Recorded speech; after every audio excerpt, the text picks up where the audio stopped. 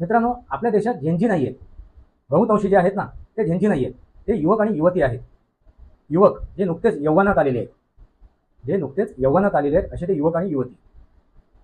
मित्रांनो, झेंजी याचा जन्म, त्याची उत्पत्ती ही भारतात झालेली नाही आहे, ही विदेशात झाली आहे. आपली उद्दिष्ट कशी लावून धरायची, कोणत्या भाषेमध्ये, कोणत्या स्वरूपामध्ये, कशा प्रकारे वक्तव्य करायची, कशा प्रकारे आपली मतं मांडायची, पण संयम ठेवून, भान ठेवून, समोरच्याची इज्जत ठेवून. लक्षात आलं का? हे त्यांनी आपल्या पुऱ्या भारतवर्षाला दाखवून दिलेलं आहे. आणि युग परिवर्तन हे भारतवर्षाचं आहे आणि ते भारतवर्षापासून सुरुवात होणार आहे. आणि वसुधैवम कुटुंबकम हेच ते वास्तव आहे. वास्तवावर बोलू काहीतरी माझ्या शृंखलेला सबस्क्राईब करा, बेल आयकॉन दाबा, माझे विचार असेल लाईक करा, आपले विचार कमेंट बॉक्समध्ये मांडा. तर माता की जय, वंदे मातरम, जय भारत, जय महाराष्ट्र, जय सनातन, जय युवक, जय युवती. काय विद्यार्थ्यांचा जय जयकार असो, विद्यार्थिनीचा जय जयकार असो, हेच ते वास्तव आहे.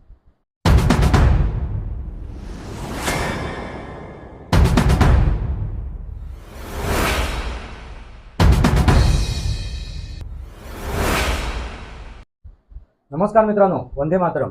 वास्तवावरती बोलू काहीतरी शृंखलेमध्ये पुन्हा एकदा आपलं स्वागत. मी आपला मित्र राजेश वासंती साबाजी केळुसकर. मित्रांनो, झेंजी हा शब्द तुम्ही बराच वेळा ऐकला असाल. आपल्या देशात सुद्धा झेंजी पाहायला मिळालेत आणि ते आम्ही झेंजी बघितलेत. कुठे बघितलेत? तर या जंतर मंतरच्या आंदोलनामध्ये. मित्रांनो, आपल्या देशात झेंजी नाही आहेत. बहुतांशी जे आहेत ना, ते झेंजी नाही आहेत. ते युवक आणि युवती आहेत. युवक जे नुकतेच यौवनात आलेले आहेत, असे ते युवक आणि युवती. मित्रांनो, झेंजी याचा जन्म, त्याची उत्पत्ती ही भारतात झालेली नाही आहे, ही विदेशात झाली आहे. ते युरोपियन देशात झालेली आहे. त्यामुळे जे काय झेंजी तुम्हाला पाहायला मिळालेत ना, एक 4-5%, 5-10% ते झेंजी कुठे पाहायला मिळाले तुम्हाला? ते जंतर मंतरवरती त्यांनी केलेल्या आंदोलनामध्ये. आणि त्यांची भाषा, त्यांची संस्कृती तुम्ही बघितलीच असाल. त्यांचे विचार, त्यांची वक्तव्य, त्यांची भाषणं पाहिल्यानंतर तुम्हाला ती भारताशी निगडीत दिसतात का? भारताच्या सुसंस्कृतीशी, संस्काराशी निगडीत दिसतात का? नाही मित्रांनो, कारण ते भारतीय नाही आहेत. ते फक्त भारतात जन्माला आलेत, याचा अर्थ ते भारतीय नाही आहेत. कारण त्यांची विचारशैली ही कशी आहे? युरोपियन आहे, पाश्चिमात्य आहे. लक्षात आलं का? पण तुम्हाला युवक आणि युवतीसुद्धा दिसले, पाहायला मिळाले. आणि त्यांनी तो प्रदर्शन दाखवलं, युवकांचं आणि युवतींचं. ते प्रदर्शन कुठे पाहायला मिळालं तुम्हाला? तर झारखंडमध्ये, रांचीमध्ये. त्या युवकांनी, त्या युवतीने तिथे प्रदर्शन केलं. तिथे झेंजी नव्हते, झंझी, कळलं का? तिथे झंझन करणारे नव्हते, कारण ते सुसंस्कृत होते. त्यांनी संस्कृती आणि संस्कार सांभाळलेले होते. त्यांनी तिथे जे आंदोलन केलं, त्या आंदोलनाचं स्वरूप तुम्ही पाहिलं असाल. तिथे कुठेही कोणाबद्दलही अवाच्य भाषेत किंवा खालच्या पातळीवरती कोणाचाही त्यांनी हे केलेलं नाही आहे, कोणाबद्दलही त्यांनी उच्चार केलेला नाही आहे. तर तुम्ही विचार करा, कोणाबद्दलही त्यांनी वक्तव्य केलेलं नाही आहे, कोणाबद्दलही त्यांनी आपले विचार मांडलेले नाही आहेत. त्यांनी आपले जे मुद्दे होते ते अगदी योग्य प्रकारे मांडले, योग्य तऱ्हेने मांडले. आपले उद्देश आणि उद्दिष्ट काय आहेत ते योग्य स्वरूपात त्यांनी समोर मांडलेले. असे ते युवक आणि युवती, विद्यार्थी आणि विद्यार्थिनी. मित्रांनो, विद्यार्थी म्हणजे विद्या अर्जन करणारा, ज्ञानार्जन करणारा तो विद्यार्थी. सुशिक्षित, आपण म्हणतो सुशिक्षित. बहिणाबाई चौधरी सुशिक्षित होत्या.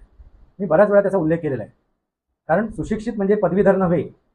जर तो पदवीधर सुशिक्षित असता तर त्या पदवीधराने डॉक्टरेट करण्यासाठी त्या बहिणाबाई चौधरीच्या कविता घेतल्या नसत्या अभ्यासक्रमासाठी. मग सुशिक्षित कोण? डॉक्टरेट ज्याच्यावरती केली जाते आणि ज्या कविता ज्यांनी रचल्या ती सुशिक्षित, की तो पदवीधर सुशिक्षित? तुम्ही ठरवा आता. मित्रांनो, संस्कार असणे आवश्यक असते. आपण कुठलंही शिक्षण घेत असू, कुठल्याही विषयाचं शिक्षण असो, त्या शिक्षणाबरोबर संस्कार म्हणजे काय? आता तुम्ही म्हणाल, संस्कार म्हणजे जे शिक्षण मी घेतलंय त्या शिक्षणाचा वापर आपण समाजासाठी, देशासाठी, आपल्या स्वतःसाठी, आपल्या कुटुंबियासाठी कसा करणार, कशा प्रकारे त्याचा वापर करणार, कसं काय आपण आपल्या देशाचा, आपल्या स्वतःचं, आपल्या कुटुंबाचा, आपल्या समाजाचा उद्धार करणार, हे संस्कार. नुसतं शिक्षण घेतलं, पडीत मूर्ख झाला म्हणून उपयोग नाही ना. आता भरपूर अगदी पदवी घेतल्या, पदवी का घेतल्या, भरपूर अगदी प्रमाणपत्र, सर्टिफिकेट गोळा केल्या, काही अर्थ नाही त्याला पडीत मूर्ख म्हणायला हरकत नाही. आणि असे ते पडीत मूर्ख तुम्हाला त्या जंतर मंतरवरती पाहायला मिळाले असते. त्यांनी जे तिथे प्रोटेस्ट केलं, आंदोलन केलं, आणि त्यांनी नाव काय दिलं आपल्या पार्टीला? अगदी साजेसं, जोरळ. लक्षात घ्या. म्हणजे शेवटी काय असते माहिती आहे, यांची जी हे असते ना, काय म्हणतात, स्वभाव गुणधर्म, तो तिथेच जाणार. तुम्ही बघा, डुकराच्या कळपात एखादा मेंढरू जाणार नाही, चुकून गेलं तर जाईल, किंवा गाढवांच्या कळपात एखादा घोडा जाणार नाही, किंवा घोड्याच्या कळपात एखादा गाढव जाणार नाही, दारुड्याबरोबर एखादा निर्व्यसनी जाऊन बसणार नाही, त्याला बरोबर दारुड्यात शोधून काढणार आणि त्याच्याजवळ सोबत जाऊन बसणार तो. म्हणजे ज्याची जशी फितरत असते, जशी त्यांची फितरत असते त्याप्रमाणे ते वागत असतात, ते आपले विचार मांडत असतात. त्यामुळे त्यांनी नावसुद्धा आपल्या त्या पार्टीला, आपल्या त्या संघटनेला साजेसं दिलं, झुरळ कॉक्रोच जनता पार्टी. जंत याच्यावरती मी उल्लेख केलेला आहे या अगोदर. जंत, जो जंत दुसऱ्याच्या जीवावरती परजीवी म्हणून जगत असतो, कुठल्याही प्राण्याच्या उदरामध्ये, पोटामध्ये, त्याच्या अन्नरसावरती जगत असतो तो जंत. असे हे कॉक्रोच जनत पार्टी. लक्षात आलं का? आता तुम्ही जंतर मंतरवरचं जे प्रोटेस्ट होतं, आंदोलन होतं, तेही पाहिलं. कुठल्या थराला ते गेलेत. आता ते काय काय बोललेत, काय नाही बोललेत, त्याचा उच्चार करण्याची आवश्यकता नाही. कारण आपली जीभ आपण खराब का करावी, आपली रचना आपण खराब का करावी, आपली जिव्हा आपण खराब का करावी, दूषित का करावी, अशुद्ध का करावी. मित्रांनो, त्यांनी जी काय भाषा वापरली पंतप्रधानाबद्दल, म्हणजे ह्या देशाचे ते मुखी आहेत, प्रमुख आहेत, म्हणजे ह्या राष्ट्राचे ते अधिपती आहेत आज वर्तमान काळात. उद्या सकाळी ते पंतप्रधान पदावरून गेल्यानंतर एक विषय वेगळा होतो, पण आज ते पदस्थ आहेत, आज ते आपल्या देशाची धुरा वाहत आहेत. मग त्यांच्याबद्दल जी काय भाषा वापरली गेली, ज्या प्रकारे भाषा वापरली गेली, त्यांच्या आईचा सुद्धा उद्धार केला गेला. अगदी तिथे सुरक्षा रक्षक होते, त्यांचाही उद्धार करण्यात आला. म्हणजे बघा कुठल्या पातळीला ते गेले. पण आता दुसरीकडे तुम्ही पाहत असाल, त्या झारखंडमध्ये, रांचीमध्ये एकाही शब्दाने त्यांनी त्या मुख्यमंत्र्याचा उद्धार केला नाही. त्या मुख्यमंत्र्याचा, सोरेनचा उद्धार केला नाही कुठल्याही अपशब्दामध्ये, ना कुठल्या मंत्र्याचा, ना कुठल्या अधिकाऱ्याचा. अवाच्य भाषेत त्यांचा उद्धार नाही केला, ना त्यांनी शिव्यागाळ केली. आपली मतं, आपले विचार अगदी योग्यरित्या मांडल्या, योग्य शब्दात मांडल्या. आणि तिथे घोषणा कसल्या दिल्या जात होते, कसली गीतं म्हटली जात होती, तर राष्ट्राला प्रेरित अशी राष्ट्रगीतं. लक्षात आलं का? किंवा आपले जे हुतात्मे होऊन गेले, त्या हुतात्म्यांच्या स्मरणार्थ त्यांनी गीतं म्हटली, ती गाणी म्हटली, तिथे उत्स्फूर्त गाणी म्हटली. त्या उत्स्फूर्तेमुळे, उत्स्फूर्त होऊन त्या आंदोलनाला एक बळ मिळेल, एक ताकद मिळेल, आणि ते आंदोलन आजही चालू आहे. मित्रांनो, जो काय घोळ झाला तिथे, त्या घोळ कसा झाला आहे, तर परीक्षेचा पेपर फुटला, लीक झाला. आणि तो लीक झाला म्हणजे काय, तो ज्यांनी विकत घेतलेत त्यांनी त्याचा वापर करून मार्क मिळवलेत. दुसरी गोष्ट, ज्यांना कमी मार्क मिळालेत त्यांनाही नोकरी मिळाली, आणि जे पेपर विकत घेऊन त्यांनी परीक्षा दिली त्यांनाही नोकऱ्या मिळाल्या. पण ज्यांना चांगले मार्क मिळाले, जे चांगल्या प्रकारे उत्तीर्ण झालेत, त्यांनासुद्धा नोकरी मिळाली नाही. मित्रांनो, याचा अर्थ काय होतो? याचा अर्थ काय झाला की तुम्ही सरळ भ्रष्टाचार केलेला आहे. आणि तो एका पेपरपुरता मर्यादित नाही, तर 3-4 पेपर तिथे फुटलेले आहेत, लीक झालेले आहेत. म्हणजे भ्रष्टाचाराने अगदी आग डोंब उसळलेला आहे. आणि एवढं असताना सुद्धा विधानसभेवरती त्यांनी मार्च नेला, मोर्चा नेला, तिथे सुद्धा त्यांनी संयम पाळलं. पोलिसांनी तिथे लाठीचार्ज केला त्यांना रोखण्यासाठी, आणि रोखणं आवश्यक होतं. कारण विधान भवनाला तुम्ही घेराव घालताय, उद्या सकाळी जर तिथे विपरीत घडलं तर जबाबदारी त्यांची सुद्धा होती, जबाबदार ते सुद्धा होतात, ते विद्यार्थी. कारण त्या विधान भवनामधून किंवा त्या संसदेतून कायदे नियम बनवले जातात ह्या देशासाठी, या नागरिकांसाठी. अशा ठिकाणी जर तुम्ही घेराव घालून जर उत्पात माजवला तर ते अयोग्य आहे. त्यांना रोखण्यात आलं, पण जो अमानुष तिथे अत्याचार करण्यात आला, अमानुष लाठीचार्ज करण्यात आला, ती चुकीची आहे. पण त्या गोष्टीबद्दल कोणीही अवाच्य भाषेत कोणीही त्याचा हे केला नाही, विरोध केला नाही. त्यांनी कुठल्याही सुरक्षा रक्षकाला दूषणं दिली नाही, शिव्या घातल्या नाही. त्यांनी आपले दुखणं दाखवलं, आपल्याला झालेला त्रास, आपल्याला झालेल्या जखमा दाखवल्या त्या विद्यार्थ्यांनी आणि त्या विद्यार्थिनींनी, त्या युवकांनी आणि त्या युवतींनी. आणि ते युवक होते, युवती होते, ना की झेंजी होते. तुम्ही झेंजी बघितले कुठे? बांगलादेशमध्ये, नेपाळमध्ये, पाकिस्तानमध्ये, श्रीलंकेमध्ये झेंजी बघितले. पण भारतामध्ये झेंजी नाही आहेत. भारतामध्ये झेंजी नाही आहेत. काही अंशी आहेत, ते झुरळ आहेत. जे झेंजीचे झुरळ आहेत ते काही आहे, काही अंशी आहेत. तुम्हाला झुरळ सगळीकडे दिसतो का? नाही. काही ठिकाणी, काही फटीतून, काही नाल्यातून, काही गटारातून बाहेर पडतो, आणि तो दिसणारच तुम्हाला. त्याला आपण पूर्णपणे संपुष्टात आणू शकत नाही, त्यांची पिळावळ तयार होतच असते. मग तो नसरुद्दीन शाह असो झुरळ, त्यांची दुसरी ती शबाना आझमी असो, असे सुद्धा झुरळ आहेत. सिनेमा सृष्टीमध्ये सुद्धा अनेक ठिकाणी झुरळ आहेत, आणि ते झुरळ फटीतून, भेगातून, त्या गटारातून, त्या नाल्यातून बाहेर पडले, आणि झेंजी सुद्धा बाहेर आले, जे युरोपियन संस्कृतीचे आहेत. मित्रांनो, लक्षात आलं का? आपल्या देशात युवक आणि युवती आहेत, आपल्या देशात विद्यार्थी आणि विद्यार्थिनी आहेत, आपल्या देशात सुशिक्षित आहेत, बहिणाबाई चौधरींसारख्या, त्यांच्यावरती संस्कार आणि संस्कृती झालेली आहे.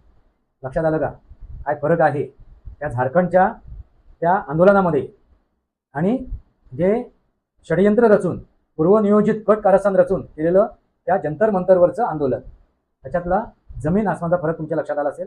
कारण तिथे जे दिल्लीमध्ये झालेलं आंदोलन होतं जंतर मंतरवरती, ते आंदोलन नव्हतं, ती अराजकता होती.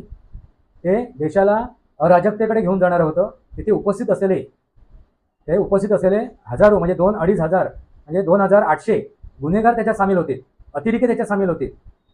आणि त्यांची पुष्टी झालेली आहे, त्यांची ओळख झालेली आहे, त्यांच्यावरती आता कारवाई सुरू झालेली आहे. त्याचा अर्थ लक्षात घ्या. आता हा जो अभिजित दिपके आहे, यांनी आता या उच्च पदस्थ या आहेत परीक्षा आहेत त्याचा विषय सोडला, विद्यालयाचा विषय सोडला, विद्यापीठांचा विषय सोडला. आता ते कुठे गेलेत? प्राथमिक शाळेत गेलेत. म्हणजे विचार करा, प्राथमिक शाळेवरती आले. त्यांचा तो मुद्दा संपला. पण म्हणजे त्यांनी तो मार्गी लावला. बघा एवढं मोठं काही केले त्यांनी, सगळे मुद्दे संपले त्यांचे त्या आंदोलनाचे. आता नवीन आंदोलन ते करणार आहेत, ते प्राथमिक शाळेवरती, सरकारी शाळेवरती. त्याच्यावरती अगोदरच काम सुरू झालेलं आहे. आणि भारत सरकार, राज्य सरकार म्हणजे इथे भारतीय जनता पार्टीचं सरकार आहे, त्यांनी कामं करायला सुरुवात अगोदरच केलेली आहे. आता ते सांगत आहेत की जे काय शासनाच्या शाळा आहेत, शासकीय शाळा आहेत, त्यांची अधोगतीची झालेली आहे. पण ती अधोगती त्यांनीही मान्य केली 80 वर्षापासूनची.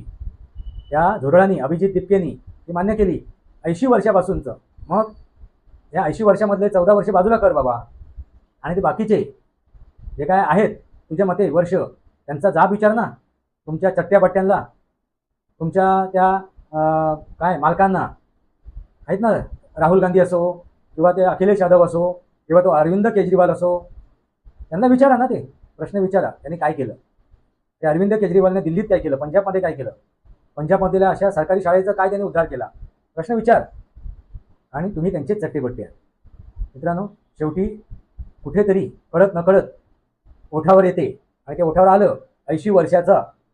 आता 80 वर्षाची घाण तो जर म्हणशील 5-10 वर्षात ती साफ करा, तर ते अशक्य आहे. पण अनेक समस्या आहेत, फक्त शिक्षणापुरतीच समस्या नाही आहे. अनेक ठिकाणी, अनेक विषयामध्ये, अनेक स्तरावरती या समस्या आहेत. लक्षात आलं का? अनेक क्षेत्रामध्ये या समस्या आहेत. अनेक क्षेत्र जे आहेत त्या क्षेत्राला काही वर्षात तुम्ही नीटनेटकं करू शकत नाही, साफसुथरं करू शकत नाही, त्याला वेळ घ्यावा लागतो. आता FCRA कानून आलाय ना, कायदा आलाय, तो अगोदरच आलेला आहे. फक्त त्याच्यात अमेंडमेंट करण्यात आलेलं आहे. फक्त त्याच्यात काय करण्यात आलं, संशोधन करण्यात आलेलं आहे. त्याच्या विरोधात हे कुभांड रचलं होतं, ते रोखण्यासाठी. मित्रांनो, हा कायदा येणार, तो अंमलात येणार, तो कार्यान्वित सुद्धा होणार. आणि त्यानंतर जे काही लिकेज होतं, त्या चोऱ्या माऱ्या होत्या, जे धर्मांतरण होतं, जे काही अतिरेकी निपचत होते, ते हळूहळू बंद होतील. मित्रांनो, एका क्षेत्रामध्ये अगदी ठोस कार्य चालू आहे, साफसफाई चालू आहे, साफसफाईचं अभियान चालू आहे. अभिजित दिपके सारखे झुरळांना सुद्धा आता साफ केलं जाईल, त्यांच्यावरती सुद्धा बेगॉन किंवा हिट मारलं जाईल आणि त्यांची रवानगी लवकरच तुम्हाला कारागृहात पाहायला मिळेल. पण महत्त्वाचा विषय म्हणजे काय, आंदोलन. आणि त्या एका आंदोलनामध्ये तुम्हाला झेंझी दिसलेत, झेंझी, कळलं का? आणि एका आंदोलनामध्ये तुम्हाला युवक, युवती, विद्यार्थी आणि विद्यार्थिनी दिसलेत, सुशिक्षित दिसलेत, तिथे सुसंस्कृत दिसलेत, संस्कारित दिसलेत. काय फरक आहे? हाच तो फरक आहे. हीच ती भारताची ख्याती आहे आणि हीच ती भारताची ओळख आहे. हेच ते भारतवर्ष आहे, जे त्या झारखंडमधील विद्यार्थिनींनी, विद्यार्थ्यांनी, त्या युवकांनी, युवतींनी, तिथल्या प्रत्येक स्तरातील लोकांनी दाखवून दिलं. आपले मुद्दे, आपले उद्देश, आपली उद्दिष्ट कशी लावून धरायची, कोणत्या भाषेमध्ये, कोणत्या स्वरूपामध्ये, कशा प्रकारे वक्तव्य करायची, कशा प्रकारे आपली मतं मांडायची, पण संयम ठेवून, भान ठेवून, समोरच्याची इज्जत ठेवून. लक्षात आलं का? हे त्यांनी आपल्या पुऱ्या भारतवर्षाला दाखवून दिलेलं आहे. आंदोलन करता येते, ते आंदोलन अशा प्रकारे करता येते आणि आपली उद्देश आणि उद्दिष्ट सफल करता येतात, आपली मागणी पूर्ण करता येते. योग्य मार्गाने, योग्य तऱ्हेने, योग्य वक्तव्याने, योग्य वर्तनाने आणि वर्तणुकीने. हेच ते वास्तव आहे. मित्रांनो, या देशाची संस्कृती आणि संस्कार जीवित असल्यामुळे जे युरोपियन जे आले होते ना आपल्या देशावरती, इंग्रज, ते सुद्धा आपल्या संस्कृतीला आणि संस्काराला संपवू शकले नाही, नष्ट करू शकले नाही. हे विदेशी आक्रांता, मग ते मोगल असो, डच असो, पोर्तुगीज असो, कोणी असो, ग्रीक असो, कोणी असो, हे विदेशी आक्रांता आपल्या संस्कृतीला आणि संस्काराला संपवू शकले नाहीत, नष्ट करू शकले नाहीत. जे ते तामिळनाडूचे मागच्या स्टालिनचे सुपुत्र उदयनिधी ते म्हणाले होते ना की आम्हाला हिंदू आणि हिंदुत्व संपुष्टात आणायचं आहे, आम्हाला सनातन त्याला संपुष्टात आणायचं आहे. सनातनला त्याने डेंगू मलेरिया म्हटलं होतं. शेवटी कोण संपुष्टात आला? कोणाची अवस्था अगदी बिकट झालेली आहे? ज्यांना जे सनातनला संपवून इच्छित होते त्यांची, जे हिंदूंना संपवू इच्छित होते त्यांची. आणि हेच ते वास्तव आहे. त्यामुळे काळजी करू नका. कितीही कोणी असो, मग देशी झुरळ असो की विदेशी झुरळ असो, तो शेवटी उकिरड्यावरच निपजणार. लक्षात आलं का? झुरळ हा उकिरड्यावरच निपजणार. त्या गटारात नाल्यात तिथेच निपजणार. तो फटीमध्येच राहणार. तो अशा गलिच्छ ठिकाणीच राहणार. तो ते उकिरड्यावरच खाणार. मग तो विदेशी असो की देशी असो, तो झेंजी. लक्षात आलं का? झुरळ. झेंजीचं दुसरं नामकरण झेंजी म्हणजे कोण? झुरळ. आणि अभिजित दिप्त्यांनी स्पष्टरित्या पुऱ्या विश्वाला दाखवून दिलंय झेंजी कोण आहे? ते झुरळ आहे. हेच ते वास्तव आहे. वास्तवावरती बोलू काहीतरी. आता झुरळही बघितला तुम्ही, झेंजीही बघितलात, युवकही बघितलात. त्यांच्या विरोधात त्याच्या पलीकडे युवक आणि युवती, विद्यार्थी विद्यार्थिनी, सुशिक्षित सुसंस्कृत सगळे बघितले तुम्ही. हीच ती भारताची ओळख आहे. कितीही आक्रांत आलेत, कितीही कोणी भारताला संपवण्याचे इरादे ठेवलेत, कितीही त्यांनी षडयंत्र रचलीत, कितीही काही केलं तरी या देशाची संस्कृती संस्कार अबाधित राहणार आहेत आणि उत्तरोत्तर प्रगत होणार आहेत. कारण आता जग कुठे चाललंय? परिवर्तनाकडे चाललंय. युग परिवर्तनाकडे चाललंय. आणि युग परिवर्तन त्या झारखंडमध्ये रांचीमध्ये त्या युवकांनी युवतींनी त्या विद्यार्थिनीने दाखवून दिलेलं आहे. प्रत्येक स्तरातील व्यक्तीने ते दाखवून दिलेलं आहे. मग तो पत्रकार असो किंवा तिथे त्या मंचावरती उपस्थित असलेला प्रत्येक स्तरातील व्यक्ती असो, त्यांनी ते दाखवून दिलं आहे की युग परिवर्तन होते आहे. आणि युग परिवर्तन हे भारतवर्षाचं आहे. आणि ते भारतवर्षापासून सुरुवात होणार आहे. आणि वसुधैवम कुटुंबकम हेच ते वास्तव आहे. वास्तवावर बोलू काहीतरी माझ्या शृंखलेला सबस्क्राईब करा, बेल आयकॉन दाबा. माझे विचार पडत असेल लाईक करा. आपले विचार कमेंट बॉक्समध्ये मांडा. तुर्तास इतकंच. भारत माता की जय. वंदे मातरम. जय भारत, जय महाराष्ट्र, जय सनातन, जय युवक, जय युवती. काय विद्यार्थ्यांचा जय जयकार असो, विद्यार्थिनीचा जय जयकार असो. हेच ते वास्तव आहे.